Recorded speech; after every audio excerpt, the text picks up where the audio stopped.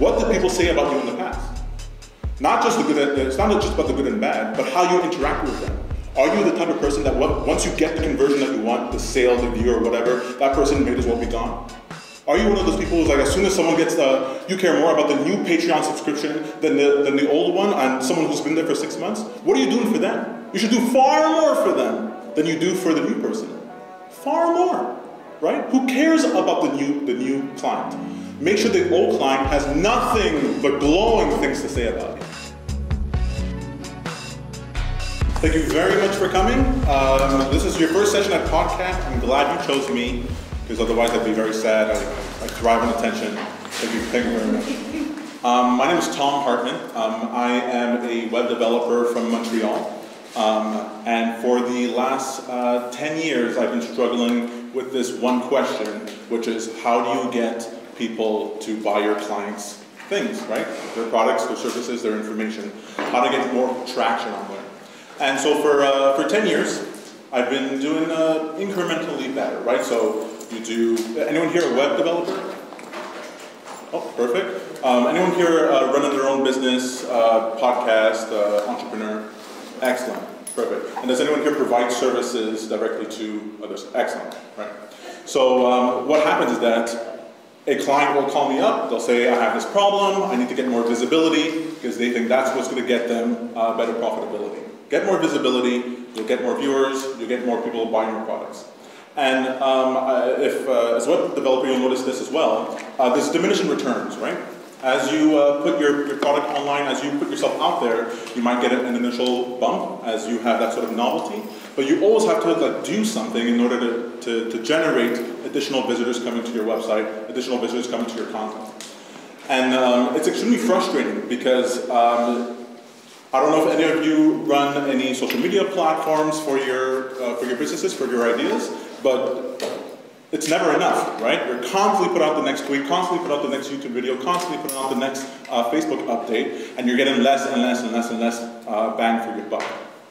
To the point now where if you're not even putting money behind what you're doing, you're getting just these diminishing returns, and it was extremely frustrating.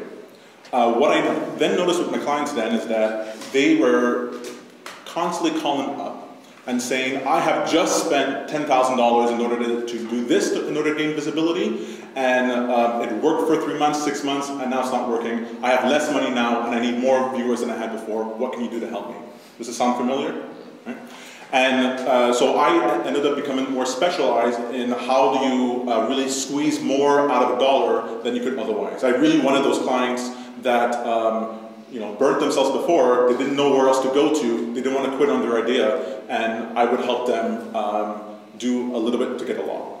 Now, what I was intuiting here is something I didn't realize until many years later, that, does anyone here have any experience with the stock market?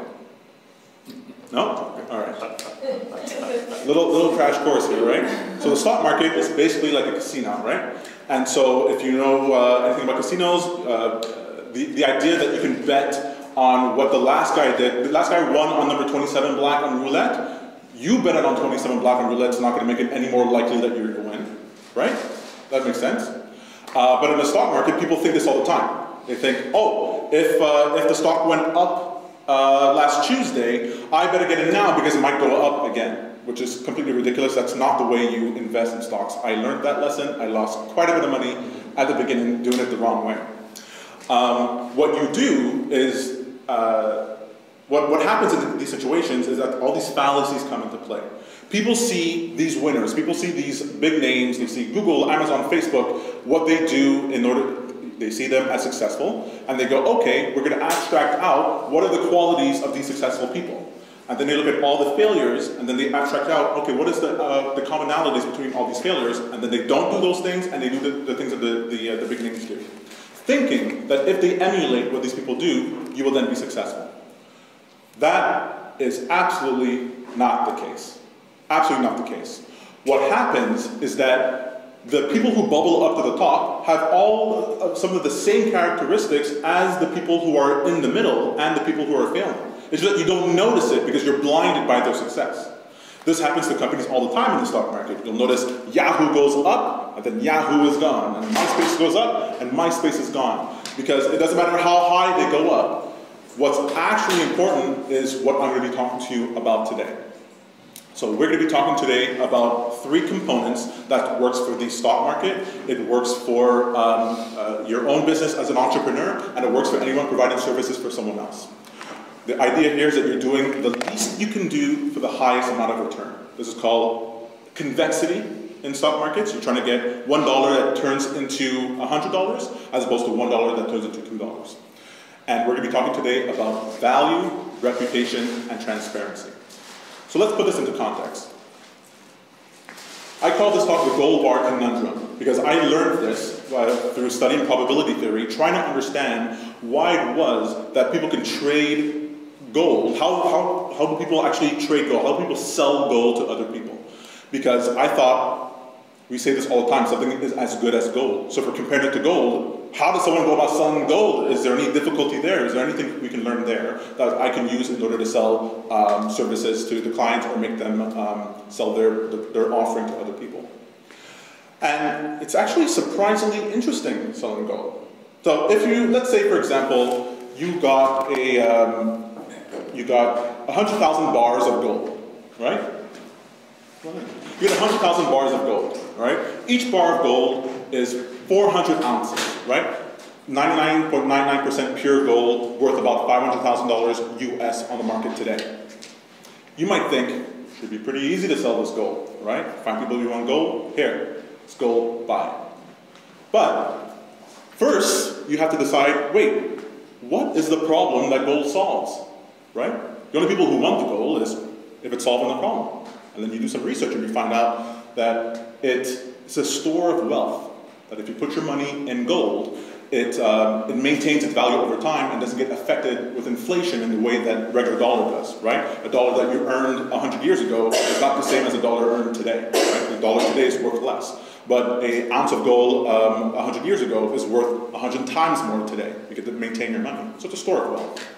You get jewelers turn gold into jewelry, and they sell it at a premium, right? So that you can wear it. And third, it's used in the industrialization process, in manufacturing technology. Okay, so you figure out these are the 3 reasons people use gold. And then you ask yourself, okay, well, where do I find these people, right? And you'll find yourself at conferences, you'll find yourselves at VRSC, you'll find yourself online, you'll find yourself at mints, and you'll find out where these people are to sell gold. And then you might think, great, now you're going to offer your gold, and then they'll buy it. No, right? In any situation, you're going to end up with 3 questions. Any questions that people will ask you will boil down to this type of 3 questions. 1, why should I buy your gold versus someone else's gold? Right? If I already have a guy, why am I going to switch to you otherwise? And how are you different than someone else? 2, they'll ask, how do I know if this is gold or a gold brick? I'll come back to that in a second. And third, why are you selling gold? Above anything else you can do, why are you doing it? These are 3 questions that come up again and again and again. And when you speak to clients, and even in your own business, you'll notice that these questions keep coming at you. Why are you creating this podcast? Why are you in this business? Why are you creating these items on Etsy? What is it that you're doing? Why are you doing it? And these are 3 fundamental questions. And these questions track directly to value, reputation, and transparency. So first, ask, why should I buy your gold versus someone else's? Well, this is your value proposition, right? You have to have your pitch there. Either you might say, my gold is easier to transport to you than that other person's, because that other person's further away. Or I'll cover the cost of carrying it for you, so I'll store it for you instead. So you'll save some money, you won't have to store this gold and get insurance on it yourself. Maybe you might say, I'll sell you part of the bar of gold with other people so that if you don't have enough money to buy a whole bar of gold, you can still take advantage of storing your wealth. You can come up with all these value propositions of what you can do for gold, right? There's interesting companies out there who do exactly this. If you want to pull up Peter, this is my brother, he likes to translate some of the things I say when I get too ranty. So if you pull up, actually the tab open up there in the, open up goldmoney.com. So goldmoney.com is a company that allows you to actually transfer your money into a bank account, and that bank account stores that money in actual gold, and you get to spend it on your Interact card as if you're buying real money. But one of the benefits is that as the value of gold goes up, the value of your account goes up, but you're still able to spend it normally. Does someone turn the connection here? Well, we connected it. So it's actually extremely useful to have a service like this. I don't get any commission on these companies. I'm just mentioning them.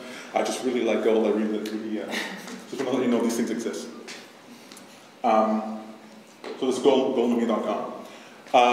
So this is a great value proposition for someone who wants to buy gold. Someone who doesn't want to own a whole bar of gold could have their money in their bank account. They can transfer it out into regular dollars whenever they want to, and they take advantage of the price of gold. There is a company called Mene.com, M-E-N-E.com. And what they do, I love Mene.com. They know that people like the idea of buying gold, but they don't necessarily want to store it, right? If you're going to buy gold and you're going to store it, you're going to pay an insurance cost. So they say, hey, look, we'll charge a 20% premium. We'll give you jewelry that's 24 karat gold. 24 karat gold. So you're not getting ripped off by 18 karat or 12 karat. You know that it's pure. And what they say, so if you want to go into the shop over here, you'll notice the beautiful, again, I don't work for them, I just buy their products. They have beautiful items here. So the idea here is that you get the advantage of buying this gold, and it appreciates over time. What's extremely interesting over here, so for example, this is my fiance over here, if you could just give me a second, give me these two bracelets. So she wanted a Christmas present, but I don't like buying presents. And so instead, I bought her these, right? Now these, if you guys will pass these around, pay for themselves. If you just pass it around. Yeah? They pay for themselves. Because, Peter, if you'll open up tradingview.com and go to, actually click on open up the tab again, and click on the global markets.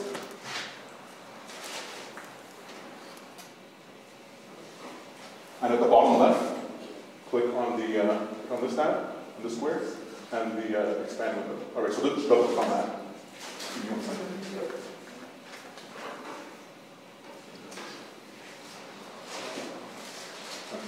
So if you notice over here, this is the chart of gold over the last, since 1998.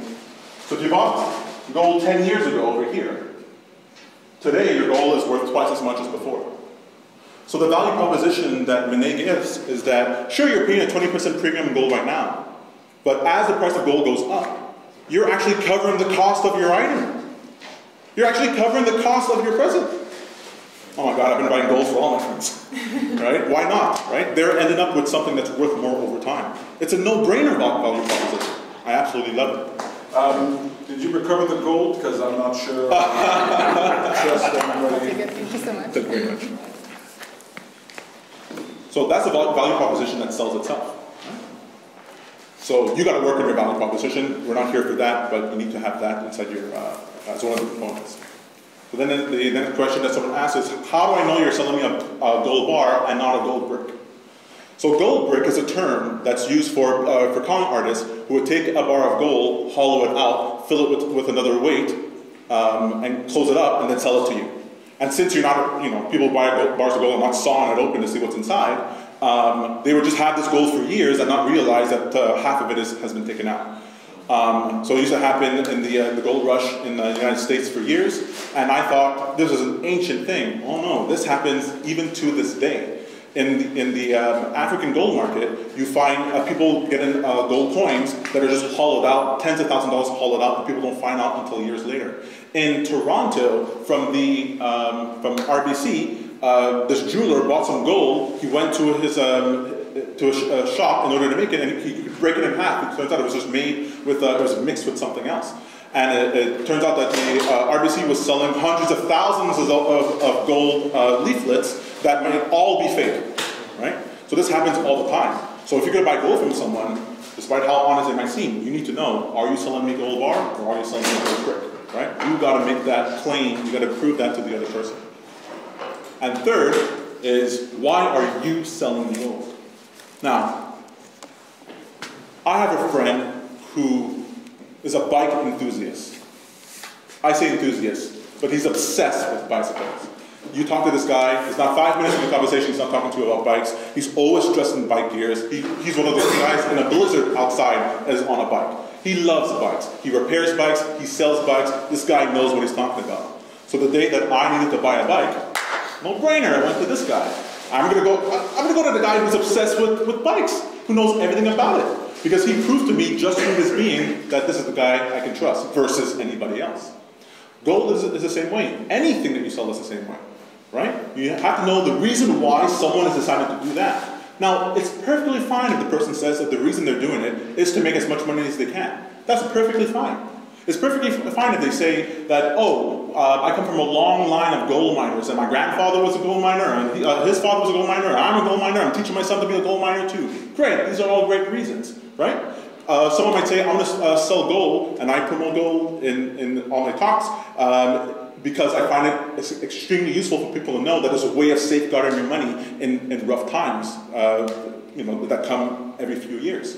And so it comes from a place of caring. I want to provide the service because I believe this service should be there for people in order to restore the value. It doesn't matter what reason you actually have, but you need to have a reason, right? You can't just be like, why is it that you're dedicating your life to do this? Oh, I guess it's what I did after school, and it's what I'm doing. You're not going to sell anything that way. So am I making sense so far? Value. Why is this worthwhile? If you don't have a value proposition that's a no-brainer, oh, of course, this makes sense to you to look at. 2, you got to prove to someone that you have a reputation that says that you're not going to sell them a gold brick. In gold, what they do is put a seal on the bar of gold, right? If there's a seal, what that seal says is that if I harm you, I'm harming everyone else who has the seal on it. So my harm that I do to you is multiplied, right? So the onus is on me in order to stay straight and narrow. It also means that I expect to be here long term. You don't bother, a seal doesn't mean anything if you close your shop tomorrow, right? That's the implied thing. And reviews and testimonials are the same sort of thing. As people talk about your business, people talk about your offering, this is a reputation building. And then third, why are you doing it? What is your raison d'être? What is your guiding principle for why you're doing this? Transparency. So I love this. As soon as I understood that value, reputation, and transparency is what you should be looking at in developing your own thing, or to judge if what other people are doing is worthwhile, it separates all the tactics that people use in their marketing strategies into 2 sets. Well, 3 sets. But we have the white hat, gray hat, and black hat. You guys hear these terms before? Right? So for those who don't know, white hat are all those techniques that are pure and wholesome, and no one would have any problem with it whatsoever. The black hat techniques are all the techniques that are terrible, and you find all kinds of hidden ways in order to get people to your website in order to gain more visibility, because you know you have a 2% conversion rate, and if you can get that number up, you're going to get some sucker on your squeeze page in order to get your offering. And the gray hat techniques are the things that are sort of good, sort of bad, what a politician might do in order to get elected. What I'm here to tell you is that gray hat and black hat techniques, no matter how good they seem, no matter how much they seem to work, no matter how long they seem to work, are all variations of con artist tactics. Every single one of them. I spent the last year studying probability theory and con artist tactics, and it shocked me to the core that for 10 years, I've been doing con artist tactics. Con artist tactics are confidence games. You are trying to make people think that the value you are offering is more than the value actually is. You're trying to make people think that your reputation is better than it actually is. You're trying to make people think that you have a guiding principle when you actually don't. It happens all the time, right? You'll have people who tweet using a tweet scheduler, right? The whole point of Twitter is that you're talking to somebody directly. And you're talking to some bot who tweeted this out because you thought of it 2 weeks ago and you wanted to make people seem like you're busy because you're on vacation somewhere? Terrible idea. Right? We had clients who wanted to use Twitter as their customer service thing because they saw on some blog, top 10 companies use Twitter for their customer service, and they started using it too, and someone would tweet at them because they thought they were active, and they didn't get an answer until next Monday. Horrible idea. Horrible, horrible idea. You'll have things like people, I used to sit around, I used to do this for quite a while, made a lot of money on it, I'm not happy about it, and I would write fake reviews. I'd had a team of people all around North America who would write fake reviews for laser hair removal companies just massive amount of fake reviews because the company has so many terrible reviews, and he paid us in order to get it down. And he would make $5,000 a clip every single time someone bought one of his services, so he'd pay me $3,000 in order to get all those reviews up. Chernin, my brother here helping me out with that. I didn't do anything like that. I'm not affiliated with them at all. It was crazy. It made me feel terrible inside, but I did it anyway because it was working. It was getting the visibility that he wanted, and it was getting the conversions that he wanted. He's not doing so well right now because people realize after a while the corruption that's there eventually gets you. Right? It happens to everything. It doesn't matter how well you think something is doing. If you don't actually have that core there, you will suffer. And so here's what one of the things I'm going to be repeating over the next few minutes. What you want to do is the least you can do that generates the highest amount of return. So for example, I showed you a chart of gold over there, right? And so the chart of gold shows that gold goes up over time. But I don't invest directly into the gold market, right? Because if I just, let's say I placed a bet over here, and then cash out over there, I would just make, let's say, $200 per bet that I did, which is still pretty good, but there are other bets that you can do out there. So I do a bet, I go, look, gold has this idea of value, repetition, and trust inside of it. I can't go into a whole thing about gold, but the reason why it's valuable for so long, for thousands of years of our existence, is that it's proven itself to be reputable, valuable, and people know why people buy gold. And so if you know that and you invest in something like that, well, you'll never be surprised when this viral thing occurs. You'll be there taking advantage of this viral thing. And this is what people mean when they're trying to engineer any sort of asymmetrical virility to whatever it is that they're doing. Why you want a podcast episode to take off, why you want one of your tweets to be retweeted 10,000 times. What you're trying to do is to engineer this. But what I'm telling you is that you can't engineer this. You can't plan for an increase in visibility. All you can do is maintain your value, reputation, and transparency long enough that when the timing occurs, you're there, poof, and you take off. And this happens all the time, right? In startups, if you've ever heard of Bill Grossman, he talks about this all the time. He did a study of the startups. He is a very famous entrepreneur, serial entrepreneur, and he was shocked to find that it's not the idea, it's not the management, it's the timing of the company that mattered the most. In half the cases, the timing of the company. Well, the only way you can take advantage of timing, since you can't plan it, is to be around as long as possible. As long as possible. So if you have a small amount of capital, you want to spend the least you can, but consistently. So that when something does take off, you're there ready to ride the wave. If you are there as long as possible for your effort, that means maybe you don't quit your second job, right? You know, I'm going all into this podcast thing and I'm going to make it work in a year. Yeah, good luck. It could happen, but you can also bet on 27 black on the roulette table and see if that works. That doesn't work. The people who win at the casino are the people who are at the poker table for a while and understands how other people are playing and understands how to manage their bet. And then when it comes in, then they go all in and they ride the wave up. Right? So in a year trading online, I lost a lot. And in 2 months, after understanding what I'm telling you about, I was able to pick things that had these qualities to it, that I could just wait around it, and they jump off. And I'm like, crazy happened today with the returns. And after I started doing this, I was like, hey, wait, what if I applied this to the marketing tactics that I've been doing? How do people place small bets in what they're doing? And what I realized is, one, there's three heuristics I want to give you for value, transparency, and reputation. One, value. You're providing a service because you believe you're solving someone's problem, right? Yeah? Get this within your core. You actually don't know the depths of this problem. You don't know to what degree you can actually solve it. You have to assume that the problem is infinitely deep and that you have infinite amount of work to do in order to get better at solving it. I don't know if you had this problem before, you've talked to people like this, they get an idea, right? 10 people, of 100 people they tell it to, 10 people like it, and they go, I got something, right? This is great. Nah, man, you're trying to get 100% conversion rate. You're trying to get the no-brainer pitch. You're not happy with the 2% conversion. You're not happy with the 10% conversion. You're aiming for 100% conversion. You want someone to hear about the idea of your podcast. You want someone to hear about the idea of your business. You want someone to hear the pitch and you go, oh my God, of course I have to try it. Anyone here interested in checking out Gold when they go home? You want the pitch to be that good. And that's what you need to work on. Right?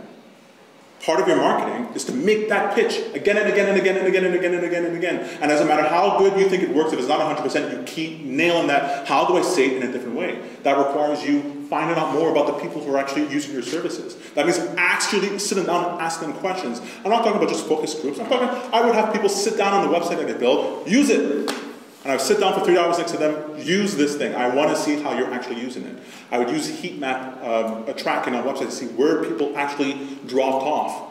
You want to get as much data as possible. You want to dive into how people are consuming your thing to really know what is this problem. Why is it that anyone would not continue with what I'm doing? Where are my shortcomings? That's part of your marketing. That's 1/3 of your marketing.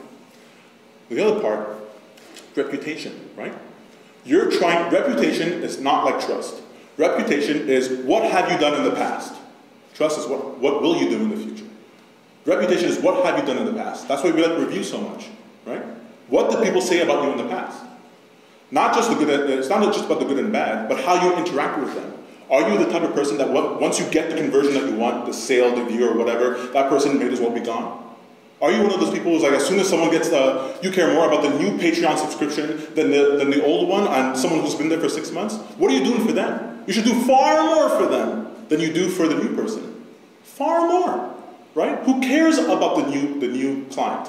Make sure the old client has nothing but glowing things to say about you. Go to town.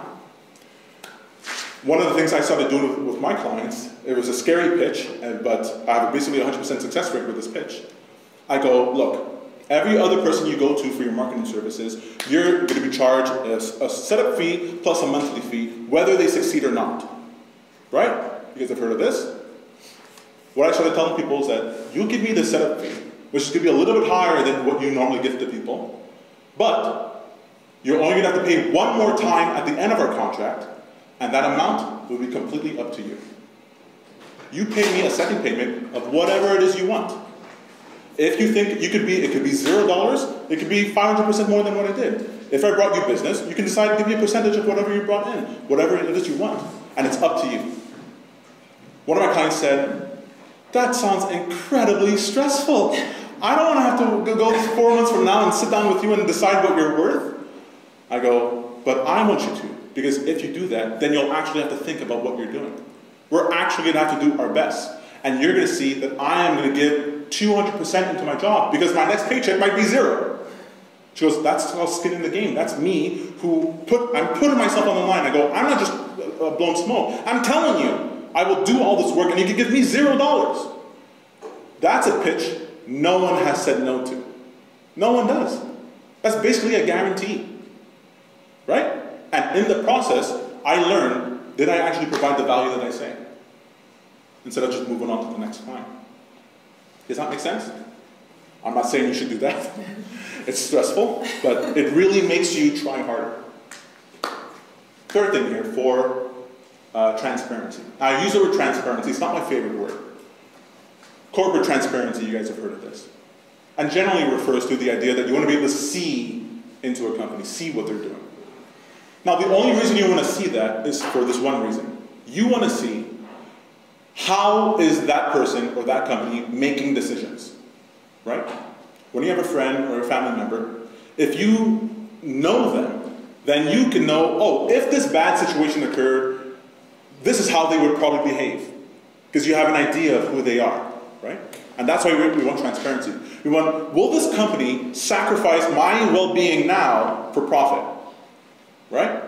You want to know, how do they treat their employees? Because that's a reflection of how they would treat the world around them. Are they looking to build this company up so they can flip it? Are they like Uber, where they're undercutting the price of all the taxi drivers so they can hike up the rate 3 times more when everyone starts using it? What kind of company is this? Who are they? And what you're looking in the transparency is that you want to find out what is the guiding principle for this person or company. What is it that they would sacrifice anything to achieve? right? This is where it plays into value and reputation. They're trying to solve this problem. They're not just trying to sell you this Vitamix. They want to make your kitchen better. They want to give you time and productivity. They want you to have more options in your life. And the idea is that they are doing whatever they can in order to solve that problem. So they might take a hit this quarter, right? They might put 3 times more effort into satisfying a client who wasn't happy because it matters to them to solve that, right? If someone has a guiding principle and you know that's a guiding principle and you see that's a guiding principle, you can be like, okay, they'll sacrifice this for that, but they won't sacrifice something else. The question I ask people a lot is what would make it, what would have to happen for you to quit your idea? What would have to happen for you to quit your idea? And if the person says, there's nothing, this thing I want to do, there's nothing that will stop me. Not bankruptcy, not death, I will continue this to the end. That's a person I want to work with, right? It's a person I want to work with because they will give their all. When the time gets tough, they won't quit. You want a company who's willing to go bankrupt in order to make you whole. If a company says that to you, you go to them. Of course you go to them. It's no brainer. I have a question. Yes. When it comes to companies and things like that, I can understand what you're saying. How does it relate to something that's smaller scale, like a podcast, for example, where providing value to your viewer is not as time-consuming, doesn't require so much? Are you still trying to cater to that individual who's watching that YouTube channel versus getting the new viewer? So you're catering to whatever it is the problem you're trying to solve, right? There's plenty of people who will do a podcast because they're trying to practice speaking, or they're trying to practice their organizational skills. Some people are trying to get new viewers. The problem is that, let's say you're trying to get, if you don't care about getting new viewers, then you just continue to do your podcast and whether people listen to it or not doesn't matter. If you're trying to get new viewers, the problem we see with a lot of people's podcasts is that they get discouraged when they don't get the viewers. What they don't understand is that it's not really, you can't really plan on the slow game because you'll have to give up so much of what you would normally do in order to get a slow, steady stream to become more mainstream. You want to be niche, right? You want to be who you are. And what happens is that you just got to continue doing it until possibly one day you gain a visibility that you didn't realize. Because as you speak, as you go about it, you end up with, as you refine your value, you end up in this situation where you're way better at this thing and way better at your pitch than you ever thought you would have been before. Then you have this. So, for example, my brother and I, my brother's a motivational speaker in Montreal. And about 4 years ago, we decided to start doing stand-up comedy. I started doing stand-up comedy because it was all my dream to do it, and Peter does it out of spite because he knows that I can't stand my twin being better at something than I do. And so we started doing this for the last 4 years. We had no idea that stand-up comedy teaches you the same sort of things as we're doing over here, right? I don't know if you've ever seen stand-up comedy, but if someone's on stage, if they're not funny, they're not funny. Doesn't matter what they're wearing, doesn't matter what they're doing. If they're not funny, they're not funny. And so you're constantly dealing with this world of uncertainty. What I've been showing you so far is how do you deal with uncertainty when you don't know what's going to happen. And so it turned out that doing stand-up comedy for years, when he rolled it into doing motivational speaking, people were blown away because they would come to an event that I thought was going to be something more like Tony Robbins, and they were laughing their guts out while they were like, oh yeah, now I understand how I could be a better person and how I could be more successful in my life. It was this weird thing that we were like, ooh, we put this together. But we didn't plan that. Right? It's just that we did the best that we could. We saw that doing stand-up comedy might make us better speakers, and it just so happened that the perfect timing came together and that occurred. The investments that I'm talking about, when I see the value of reputation and transparency, I see that a recession is coming. First of all, winter is always coming, right? Gather your food, grasshopper, it's always coming. And it just so turns out that over the last 2 years, it started to pick up, and where I was before, now is giving me higher returns, because I was prepared beforehand. So as you focus on what is the value here, what is the reputation, is it real, is it a gold brick, and what is the guiding principle, if you just stay in that, the worst that can happen is that you fail, but you fail at doing the thing that you wouldn't stop yourself from doing. Peter has this joke he says all the time for the motivational speaking. People come up to him and say, Peter, oh great Peter, should I pursue my dreams, follow my passion, do what I desire, find happiness and meaning in life, or not? It's such a weird question. Once you have your guiding principle, once you decide what I'm doing, I'm going to give my all to it, then there is no quitting until it's over. Right? What else do you have to do other than the best that you can? What other thing are you trying to live for? Just focus on your one thing, give it your all. Don't give it 99%, give it 100%, and you'd be surprised at the returns you can actually get. I know that you're very passionate about this topic, and like me, you don't shut up, but if anybody has any questions, I think now's a good time. Yeah, I'll just mention one other thing. So if you want an example of a company that you can follow, something you want to see, I find it very useful to find people who have good value, good reputation, and transparency and follow them over time, especially mid-companies, companies that are not big names. If you put up fluvog.com, F-L-U-E. Oh, the shoes. The shoes! I love that. Have you guys heard of Fluvog? All right, so Fluvog is fantastic. Oh my God. So what's great about Fluvog is that every single pair of shoes that they make is particularly unique. In fact, I hate almost every pair of shoes. But then there's a pair of shoes that I see that I am just blown away by. Just blown away by. And this is the thing I want to end on. So almost everything that you do is eclectic, but you'll find one thing that you think I would never wear. So Peter, if you come out here, you'll notice. I got my brother, he said he didn't want a pair of shoes, didn't want anything to do with it. I brought him to the store. 20 minutes later, he's walking out with sparkly shoes. Right? Love his sparkly shoes. Right? My fiance is the one who got me into here. You should show me, yeah, come show your pretty self over here. Come on. Beautiful shoes. I couldn't believe it. I love this place so much that when I proposed, went to New York, went to Fluvog Manhattan, and had them put the ring inside the box. I mailed it to them from Tokyo, and she opened it up over there, pair of shoes, and a wedding ring. I love this place, right? Now, Fluvog couldn't pay me to give them this visibility, right? But one of the things that happens, this is the last thing I'm going to say, one of the things that happens is that this value, reputation, and transparency loop, what it generates is more than just visibility. It's more than just revenue. What you're trying to generate is word of mouth. Word of mouth is the only currency you want. Word of mouth turns into posts online, it turns into user-generated content, it turns into people making campaigns for you, it turns into people proposing in your store. You cannot measure the returns you'll get from the word of mouth. And you can't see it until it hits. But as you focus on those three things, it turns into this engine of word of mouth. As you focus on the people who are already there and you're trying to get from 20% to 100% or 1% to 100%, you'll notice that it generates this thing where people, when they're walking around, they go, oh, I had that problem, go to Tom, he's fantastic for it. They can't help but say the thing. It comes out of them, right? You've had this situation before. When you have a product and service that you really love, someone goes, oh my God, I have this problem, and you go, you gotta go to this thing. It comes out of you. That's what you want to generate. But you can't engineer it. You can't engineer it. If you do, you're a con artist. If you want to be a con artist, it's fine. It works fantastic. Right? Just don't do any value, transparency, reputation. Do the opposite of whatever I just said. Right? You'll be very successful, just do the opposite. Plenty of con artists don't know they're con artists, then they try to be transparent. Google just changed their tagline from don't be evil to let's not talk about that anymore. You don't want that. All right, so that's it for me. Do you have any questions that I can help you with? Yes, sir. Well, thank you. No problem. That's first of all. My question is about a question. It's not for an answer. Do you recognize my question? That's my question. What it is that everything that you've said, that you've described, if there's no possible revenue for following what you are really good at and doing, there's no business model. Nobody else sees it. And you know that. I can't make money at this, but this is what I'm going to do. I'm going to do all the other stuff in life to make the money to do this, because this is what I cannot not do.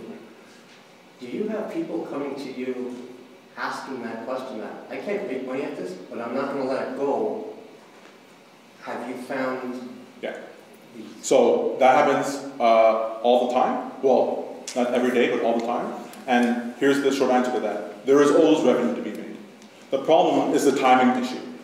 Sometimes the time for revenue, the way that it's monetized, that business model, only exists later on. So for example, when I started doing web development before smartphones, there was all kind of e-commerce things you could not do. And then when that started, like things like Etsy became, like Etsy couldn't have been a thing before. People didn't know how to do that. The distribution networks and the platform for it didn't exist. Now people are paying off the mortgages on Etsy. So what you do, the timing thing is what makes it so that this thing you love becomes successful. And in fact, those people are the best suited because they have no competition. When the time comes, they are the first wave, and everyone will look back and go, oh yeah, it was obvious, but they're the ones riding it. It's a timing thing. Thank you. Yes, sir. I have a dozen questions. A fabulous presentation, and you've got me, the best thing you've got me doing is thinking. You and your brother, I mean, your brother's motivational speaker and comedian, but going to this gentleman's question, is it's about where your revenue streams lie. Because your revenue streams are not always where your passion is. And you can have revenue streams without having the passion, or you're doing something to pay off the bills. I remember a guy who used to clean airplanes for a living, but he was a mountain climber. Why did he clean airplanes? Because he got free air travel. He could go to any continent that he wanted to do. So sometimes we live our lives differently. Yeah, I just want to make that comment. And the question I have is reputation management. I see things on television, reputationdefender.com. You're talking about your reputation and working with the laser hair removal. What's the best way to approach reputation? And I'll talk about politicians. We have a lot of politicians who have histories. They want to clean up their histories. What's a strategy for dealing with that? So the value of the Trinity is the easiest thing to focus on, but what happens is that if it's lopsided, right, so let's say you have good value and a little bit of guiding light and no reputation, you end up where you can't generate this word of mouth and you're in this negative loop. So what happens is that you have to first choose a guiding principle, right? And you have to be transparent you tell people, I did not have a guiding principle before. I did not have that thing that guided my behavior. And you have to, now it's harder, but you have to make the case of, this is why I changed. This is going to be my new behavior. And even if that leads to me no longer ever be successful, I'm still going to continue with that.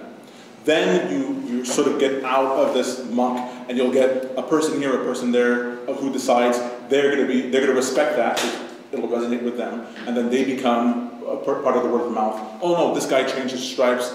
You got to give it, but sometimes it can take a long while to get it out of that dump. That's why I like talking to people who are just starting their idea, so you don't make that mistake. I hate, like, the call that breaks my heart is the person who's like, I tried all these things before, and all the things were con artist tactics from every other marketing company before. So you just gotta get out of the mud, and it's sort of like, you cheat on your wife. You gotta prove it. You gotta be a white. And if she's upset 10 years from now, well, just keep going. It's no end. Keep going to the end. Right? You gotta do it. I think because the guiding principle is the relationship. Sorry. I'm not sure if we're going to get kicked out. Maybe one more question. Yeah, one more question. If that's okay. Yes, ma'am. So thank you for your talk. I was told social media is a marathon, not a sprint, because you just. But one of the things I'm curious about is in what you've researched and studied. Have you seen exponential growth, and how do you?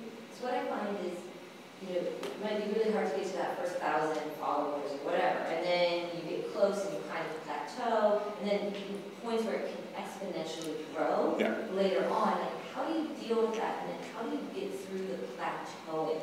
Because the plateauing can last a really long time. I love this question. You're just there, and you're like, okay. Yeah. So what I learned is I have a whole social media talk that I give, and in it I put hundreds of hours of effort into it. But it turns out I had these 11 rules in there that blew people's minds. And the one rule I like the most is that every post you put on any social media platform, every single one of them on its own, if that was the only thing on the account, should be worthy of someone following that account. If you put as much effort into it that you are impressed by what you said, then you won't have that wasted thing. The problem is that they'll put 10 minutes to think about the tweet, 5 minutes to put the tweet online, and way more time following the tweet and seeing what people did than they actually put effort into the thing. And I'll tell people, I used to tell people you have to tweet a post on Facebook 3 times a day for 3 days a week. On Twitter, this frequency. It doesn't matter the frequency. It doesn't matter any of that. All that matters is that if anyone looked at any of the things you shared, Would anyone on their own be worthwhile? And if you can't think of anything to post like that, don't post anything at all. Right? So you have to be able to impress yourself. You have to look at that. This is how stand-up begins with their jokes. If they're not, if I have to tell them the joke 10 times, they're like, "Ah, I'm bored with it," then find the joke that 100 times you're happy with it.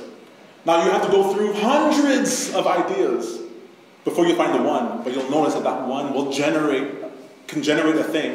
You don't, because you'll send it out and you think, okay, within the next hours I want something, within the next few days. But it could be a year from now, where the thing becomes relevant. You mentioned a thing that now gets picked up somewhere else and boom, it's everywhere now. Like you cannot plan for the timing. You just have to make it worthwhile. So you put the value into your thing. So I tell people, don't be salesmen, let's say, be consultants. When I go on, I never go on sales call. When I go meet with a new client, prospective client, I try to solve whatever problem I can right there. Because if I can't do that there, well, why pay me to do the thing? Put as much value into whatever it is you're doing. I mean, I find with client work, that's the tension between like that needing to sell and then, you know, they're plateauing and they're always kind of a bit like, oh, we put a lot in, but yeah, you gotta explain to them. This is where I was saying at the beginning, the value proposition. If you get the pitch right. So what I thought, I used to manage social media campaigns, and at first it was frequency because I would get paid for every post. So I wanted to get as many posts out there or retweet all that stuff. And then I realized they're not being successful, or even if they were successful, they were only successful insofar as I was doing it. And that's not a thing that's generating anything. That's just me getting people visibility. But I would have, so I'm very popular with plastic surgeons in Montreal. And one of the reasons they like me is that when they start with me, I tell them, stop every social media thing you're doing. Stop everything that you're doing. The client that you just had, that you just did breast augmentation on, make sure she's happy. Contact her, make sure she's happy. And after 3 months, she would tell everybody. And he didn't have to have some graveyard, some terrible thing where he's sharing about halves or whatever. Just stop it. But they would fight me the entire way. So I would go, okay, fine. Continue doing it with someone else. And when you're tired of it and you realize it doesn't work, come back to me and we'll do it my way. Right? But if you don't have that runway, I get it. But you have to focus on the value of it or else it's really not going to work. Thank you very much. This guy has so much to say. This is just a tip of the iceberg. He's got to leave you wanting more, right? So visit his website, TomHartman.ca. Yeah. And thank you so much. Thank you very much. Hey there, thanks so much for watching the video. If you liked it, consider subscribing to the channel and hit that little bell so that you know when another video gets posted or when we go live. We got more content coming for you. Definitely check out the YouTube channel and find us over on facebook.com/happyforachange. Happy for Change is here, reminding you to pay attention, like and subscribe. Do it now.